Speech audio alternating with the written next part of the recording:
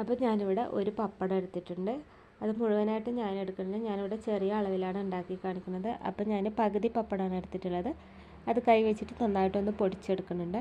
ഇനി ഞാനിവിടെ കപ്പലണ്ടിയാണ് എടുത്തിട്ടുള്ളത്. അതും ഒന്ന് പൊടിച്ച് കൊടുത്തിട്ട് ഇതിലേക്കൊന്ന് ചേർത്ത് കൊടുക്കുന്നുണ്ട്. കപ്പലണ്ടിക്ക് പകരം നിങ്ങൾക്ക് വേണമെങ്കിൽ ബിസ്ക്കറ്റ് എടുത്താലും മതി. ഇനി ഇതിലേക്ക് ഒരു ടീസ്പൂൺ അളവിൽ ഗോതമ്പ് പൊടിയും കൂടെ ചേർത്ത് കൊടുക്കുന്നുണ്ട്.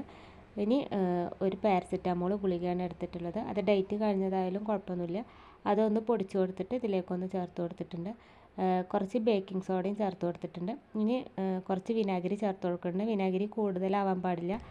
വിനാഗിരിയുടെ അളവ് കൂടുതലായിട്ടുണ്ടെങ്കിൽ ആ ഒരു സ്മെല്ല് കാരണം പിന്നെ എലികളൊന്നും ഇത് വന്ന് കഴിക്കില്ല.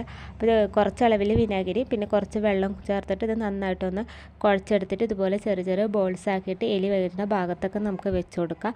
അപ്പോൾ എലി ഇത് വന്ന് കഴിക്കുകയും അതുവഴി അതിൻ്റെ വയറൊക്കെ കേടായിട്ട് പിന്നെ ഒരുപാട് നാളത്തേക്ക് എലി പിന്നെ ആ ഒരു ഭാഗത്തേക്ക് വരില്ല.